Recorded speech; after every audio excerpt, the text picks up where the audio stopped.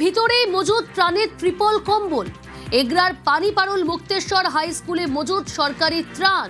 পঙ্কজ রয়েছে আমার সঙ্গে। পঙ্কজ, কিভাবে এই স্কুলের ভেতরে ত্রাণের ট্রিপল কম্বল এগুলো মজুদ ছিল? কারা মজুদ করলো? কবে থেকে মজুদ?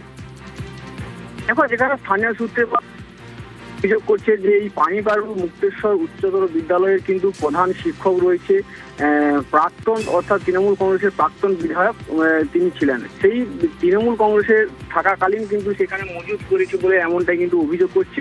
তবে গোপন সূত্রে খবর পেয়ে যখন স্থানীয় বাসিন্দারা গতকাল রাতে সেই স্কুল এলাকায় ঘেরাও করে বিক্ষোভ করে, তারপরে ঘটনাস্থলে এগরা থানার পুলিশও আসে।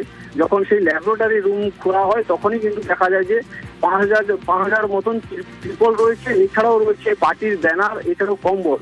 সেই সমস্ত ব্যানার ত্রিপল উদ্ধার করে সেখানে লরিতে করে নিয়ে আসা হয়, বাজেয়াপ্ত করা হয়। তবে এই ঘটনা যেখানে মূলত যেখানে শিক্ষা প্রতিষ্ঠান, সেই শিক্ষা প্রতিষ্ঠানে কি করে একটি দলের, রাজনীতি দলের এই সমস্ত জিনিস বা ত্রাণের যে সমস্ত ত্রিপল, অর্থাৎ বিপর্যয়ে যে সমস্ত এলাকায় ত্রাণ পাওয়ার কথা সেই সমস্ত ত্রাণ না পেয়ে এই মজুত করা ছিল, এই নিয়ে কিন্তু ক্ষোভে ফেটে পড়ে এলাকার মানুষ। তবে তারা উপযুক্ত শাস্তির দাবি চেয়েছে এবং ওই যে বিধায়ক, অর্থাৎ প্রাক্তন বিধায়ক তথা প্রধান শিক্ষকের বিরুদ্ধে কিন্তু অভিযোগ দায়ের করেছেন এগরা থানায়। এই নিয়ে বিশেষ পুরো ঘটনায় কিন্তু এগরা থানার পুলিশ তদন্ত করছে। তবে এই মুহূর্তে কিন্তু এই বিধায়ক তার মোবাইলে সুইচ অফ করাও অবস্থায় আছে, তবে এলাকায় তিনি নেই বলে এমনটাই কিন্তু জানাচ্ছেন সবাই।